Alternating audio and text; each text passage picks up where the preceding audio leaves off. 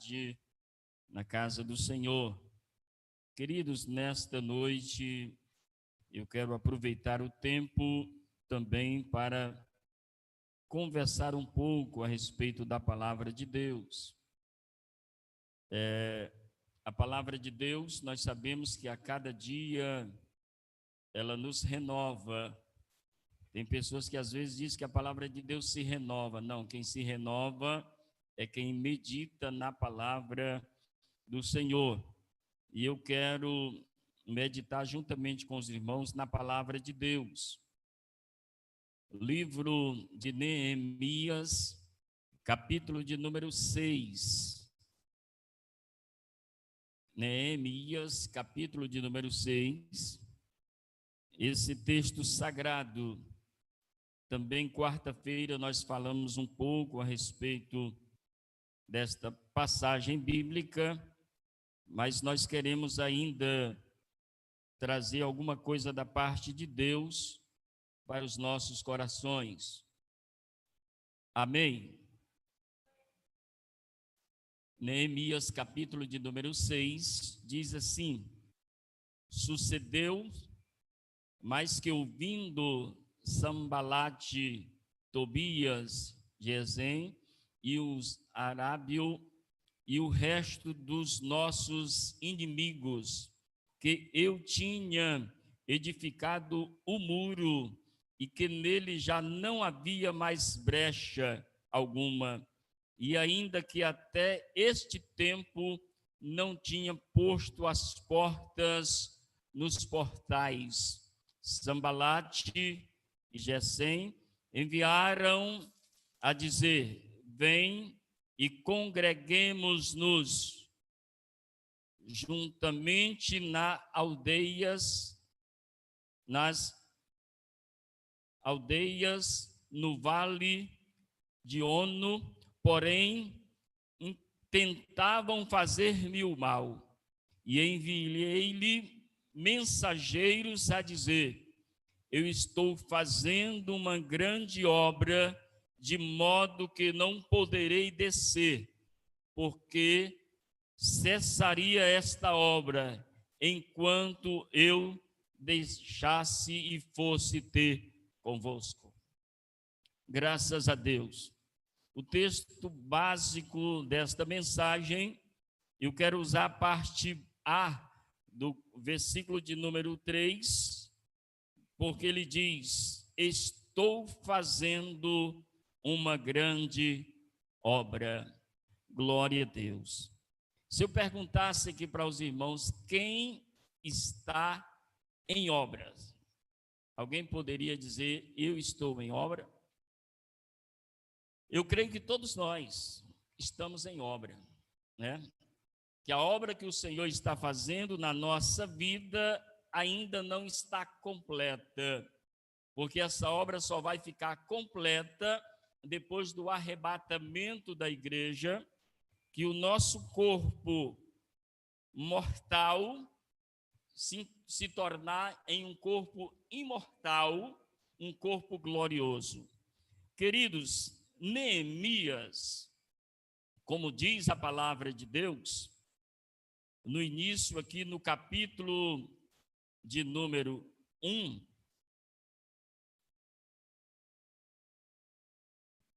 se você quiser me ajudar aí, também está acompanhando na sua Bíblia, Neemias, que era filho de Acalias.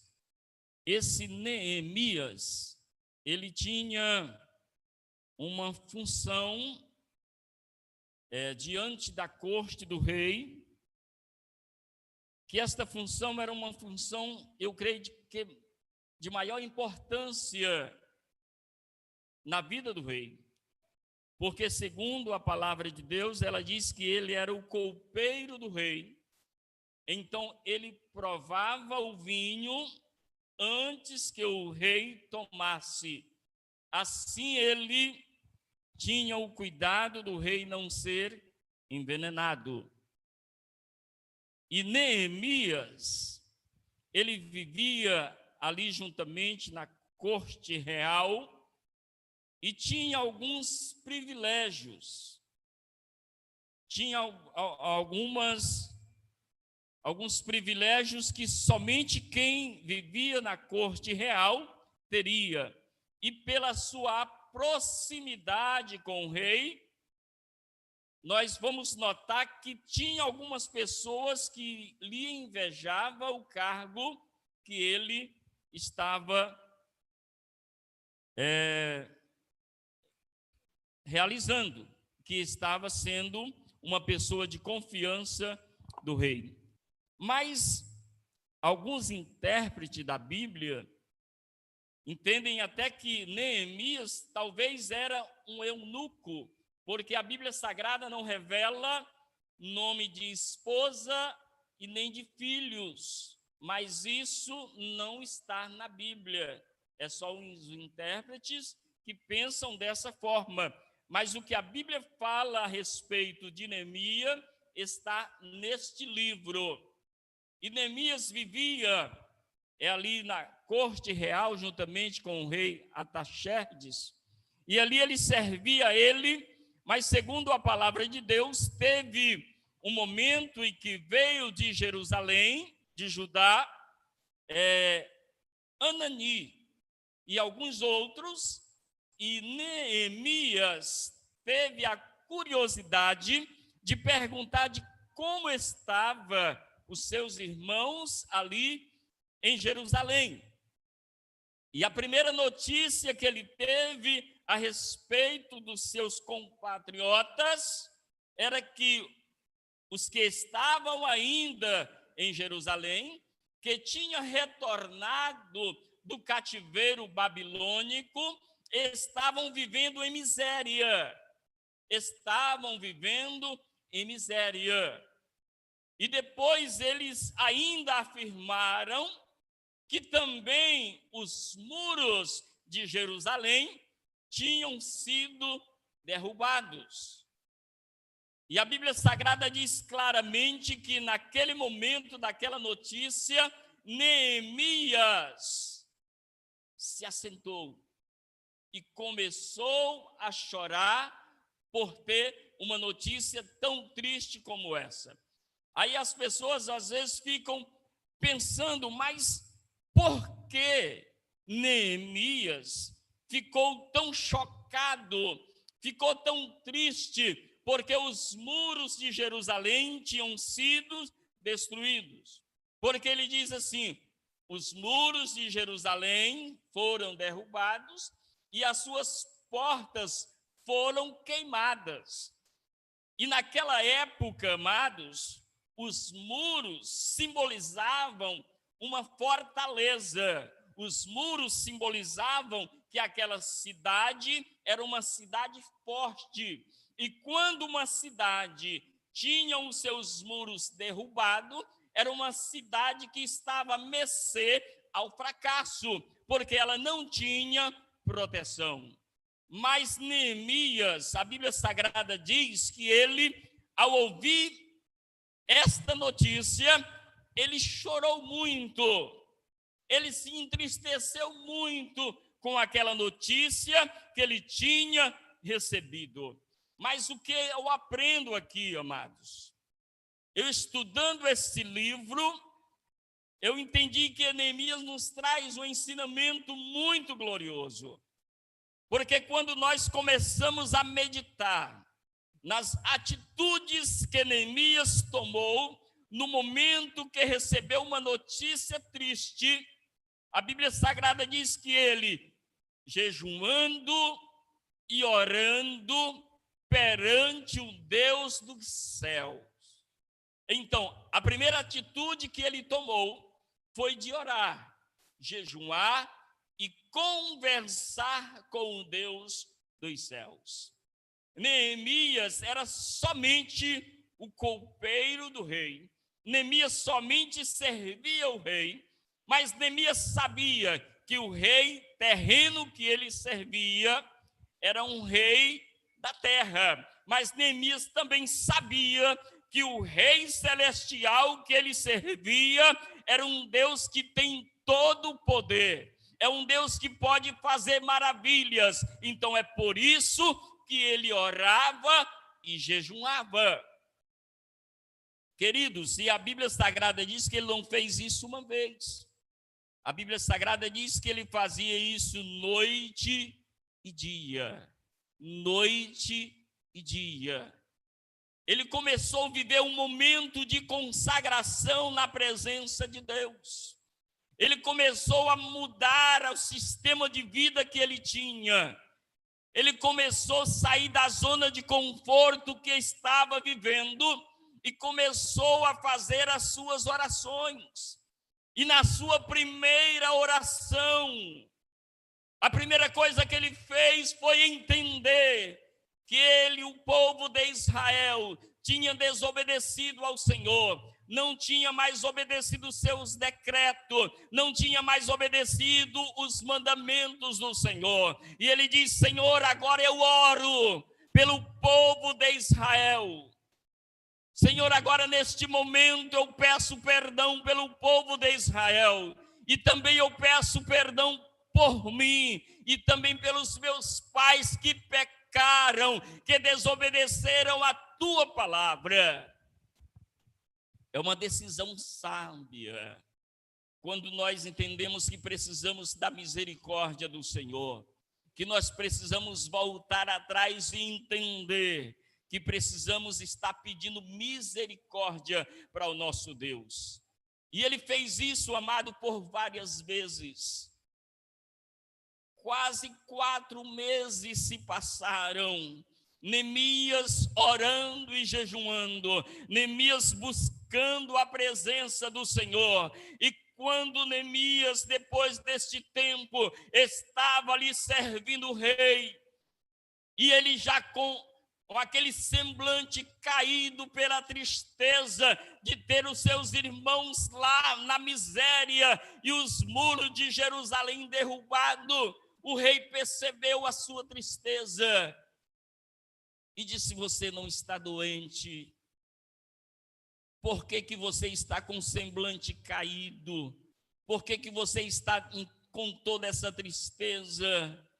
Ele diz: ó rei, me permita lhe explicar, é porque o meu povo, aonde estão enterrados meus antepassados, eles estão vivendo em miséria, e os muros de Jerusalém estão no chão, e as suas portas estão queimadas. Queridos, ele esperou uma oportunidade.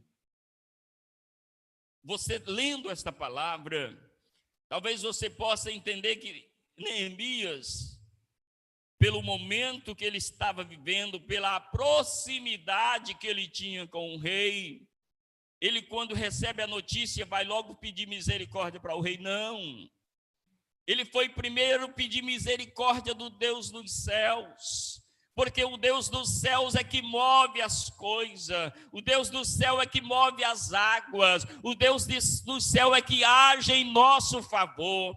Então ele aproveita a oportunidade, quando o rei lhe faz a pergunta, aí ele entendeu que era o momento que Deus estava preparando para que ele se pronunciasse diante do rei.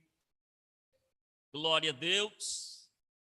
E quando o rei pergunta para ele, e o rei diz da seguinte forma: que me pedes agora?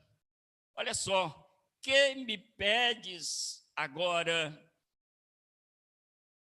Queridos, a Bíblia Sagrada diz, nesse livro de Neemias, que no mínimo 11 vezes vai relatar nesse livro que Neemias orava ao Senhor.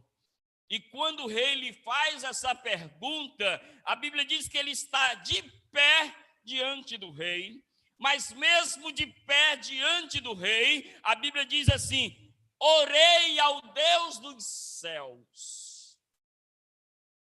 Eu não estava entendendo isso aqui. Eu pensei, irmão Ribinha, que ele tinha dito: é rei, eu vou em casa, eu vou orar, depois eu retorno e lhe digo o que eu estou precisando, o que você pode me ajudar. Mas eu creio que aquela oração foi uma oração instantânea, uma oração daquele momento, que ele em pensamento conversou com Deus. E você diz, irmão Zequinha, mas uma oração muito curta. Mas nós precisamos lembrar, nós precisamos entender que quando nós começamos uma campanha de oração, tem 4 meses de oração que ficou para trás, e ali já era a resposta de oração que Deus estava dando para Neemias, porque Neemias com certeza orava ao Senhor e pedia uma solução para aquele problema. Talvez ele nem sabia que a solução daquele problema era através do rei que ele servia. Ele não sabia, mas de repente houve essa pergunta. E ele poderia muito bem responder rapidamente, mas a Bíblia diz que ele diz, eu orei ao Deus dos céus. O que eu aprendo aqui, amados? É que as nossas decisões precisam ser, primeiramente, buscada de Deus, buscada do Senhor, porque quando nós buscamos a resposta de Deus, com certeza as coisas vão dar tudo certo, porque Deus está no controle. E quando Neemias recebe a oportunidade do rei para também responder aquela pergunta, ele pede autorização, ele pede cartas para que ele possa ir a Jerusalém e assim reedificar os seus muros e também as suas portas. Glória a Deus. Queridos, quando Neemias recebe esta oportunidade, tem uma parte aqui no capítulo 2 que me chamou muito a atenção. Olha só como é que Neemias diz, ó, como também uma carta para Asaf, guarda do jardim do rei, para que me dê madeira para cobrir as portas do paço da casa e para o muro da cidade e para a casa em que houver de entrar. E o rei mais deu, segundo a mão de Deus que estava sobre mim. Observe bem, tudo ele colocou Deus em primeiro lugar. Tudo ele colocou Deus em primeiro lugar. Quando ele diz que a mão de Deus está sobre mim, ele está dizendo, com Deus eu conquistarei. Com Deus eu vou reerguer os muros de Jerusalém. Com Deus nada vai me impedir. Porque, queridos, eu coloquei um tema nesta mensagem, Deus não tem prazer naquele que retrocede, naquele que volta atrás. E eu estava analisando a respeito da reforma, do que foi feito em Jerusalém e da oposição que veio contra Neemias. Houve escárnio, corrupção, extorsão, difamação e traição. Era motivo suficiente para Neemias desistir do plano que ele tinha. Porque o plano que ele tinha era reconstruir os muros de Jerusalém.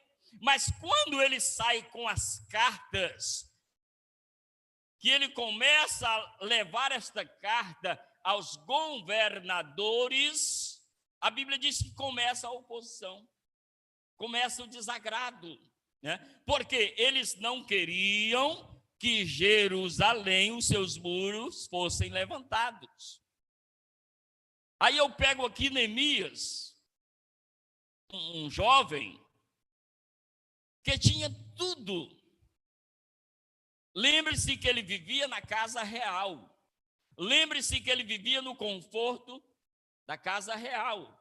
Lembre-se que ele comia tudo que o rei comia, porque ele é que provava o alimento do rei. Era ele que comia primeiro, então só comia coisas boas. Mas de repente ele se depara com uma grande obra, E quando eu falo em grande obra, nós que servimos ao Senhor, nós temos uma grande obra a realizar aqui na terra. Todos nós, sem exceção. A partir do momento que nós aceitamos a Jesus como Salvador, recai sobre nós esta missão desta grande obra. Qual é a grande obra da igreja? É levar a palavra do Senhor. A grande obra da igreja é pregar o evangelho.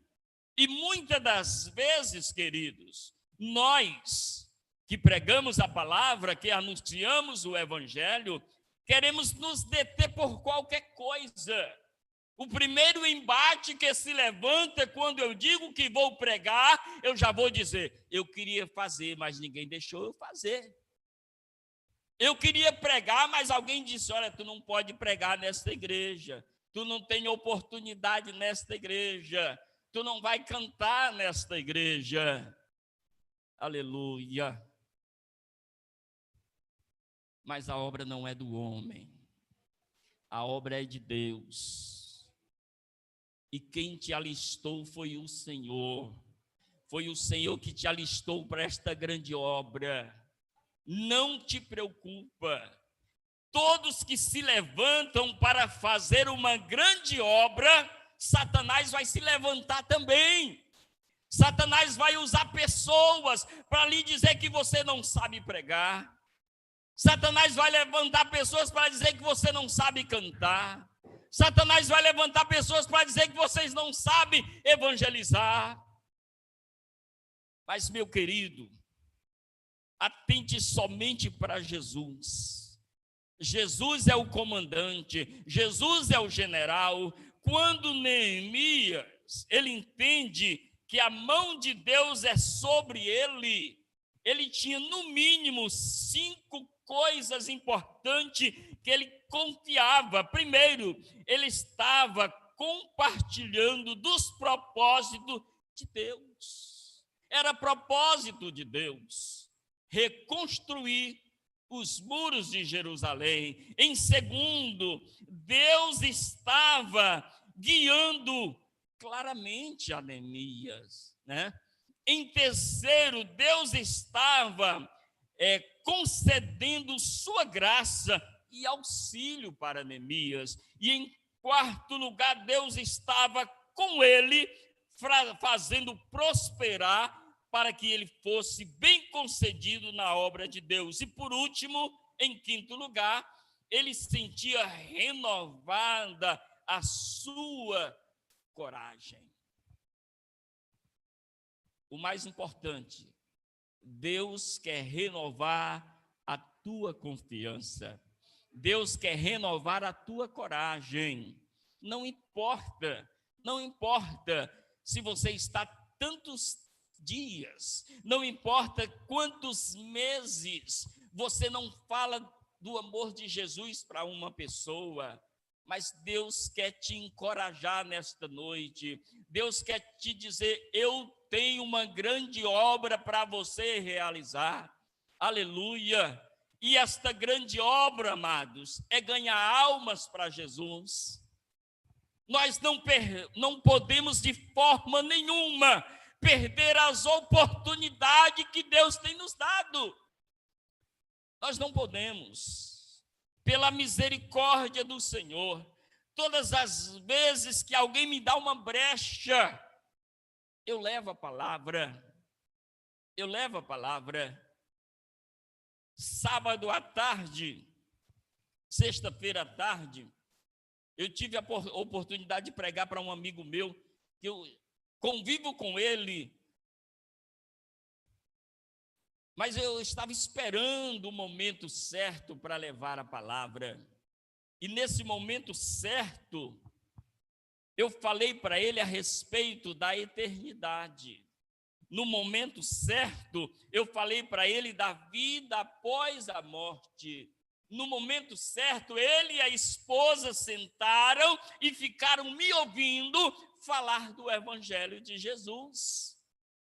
E eu creio que esta palavra ficou lá, essa semente ficou lá. Eles ficaram meditando, eles ficaram analisando.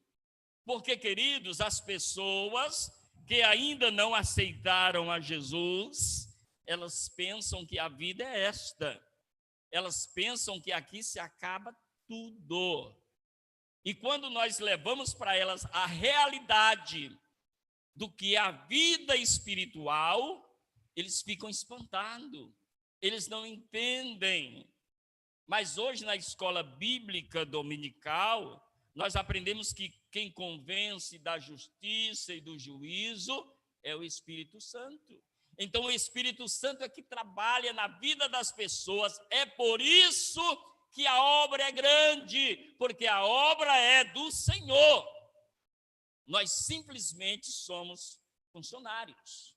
O nosso trabalho é pregar, o nosso trabalho é trazer uma mensagem de edificação, mas quem convence é o Espírito Santo de Deus. Então, queridos, Neemias sabia da grande obra que ele tinha para realizar. Depois de ter reconstruído os muros de Jerusalém, depois de ter levantado as portas dos muros de Jerusalém, a Bíblia diz que através de Neemias e de Esdras houve um grande avivamento no meio daquele povo. Então não é somente coisas materiais. Neemias não estava visando somente coisas materiais, mas também ele estava visando a edificação do povo de Deus. Glorificado seja o nome do Senhor. Então nós também precisamos olhar para o lado espiritual. Eu estava pregando para um jovem, falando a respeito da salvação. Que a melhor mensagem, irmão Ribinha, não precisa ser teólogo, não precisa ter curso superior, mas se você quer pregar, fale da salvação. É a melhor mensagem que tem, é a mensagem da salvação. Então eu estava pregando para esse jovem a respeito da salvação e dizendo para ele que a salvação, ela só vem do Senhor. Não é nossa, não vem de nós. A Bíblia diz que não vem de obras para que ninguém se glorie. E se você for analisar a respeito da salvação, a Bíblia diz claramente que o Senhor nos escolheu antes de tudo. Antes de nós sermos gerados no ventre da nossa mãe, Ele já tinha nos escolhido. E quando nós tomamos a decisão de aceitar a Ele, também Ele nos dá um novo nome. Ele escreve o nosso nome no livro da vida. Então, tudo quem dá é Ele. Tudo é dele. Nós somos dele. Nós não temos nada. Então, a salvação é de graça e nós devemos levá-la de graça também para as pessoas que não têm Jesus. Queridos, infelizmente, nos dias em que nós estamos vivendo, eu sei que você já recebeu muitas notícias tristes de pessoas que já partiram, de pessoas que foram embora por causa dessa pandemia que assola o mundo inteiro, né? Sempre tem alguém que você conhece, eu conheço, Se eu fosse perguntar para você aqui, você conheceu alguém que já partiu e morreu nesses dias de pandemia? A maioria levantará a mão, que conhece alguém que partiu para a eternidade. Aí fica a pergunta: quantas pessoas, irmão Ribinha, partiram para a eternidade sem ter Jesus? Quantas pessoas? Quantas pessoas que, como diz, anoiteceram e não amanheceram? Foi rápido, a morte chegou rapidamente e não deu tempo da pessoa se converter ao Senhor, não deu tempo de ouvir alguém pregar a palavra. Então nós não devemos de forma nenhuma perder as oportunidades e entender que nós estamos inseridos nesse grupo, que é a igreja que está fazendo uma grande obra. E Deus não tem prazer naquele que retrocede, naquele que volta atrás, inicia, começa muito bem, mas às vezes termina muito mal. Então a Bíblia diz: o vencedor. A Bíblia tem promessa para os que vencem.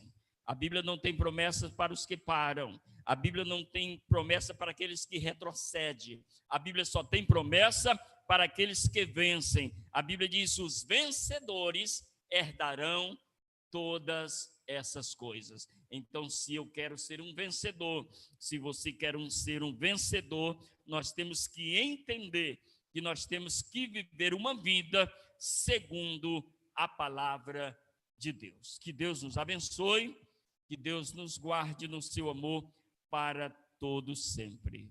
Glória a Deus. Queridos, nós queremos ainda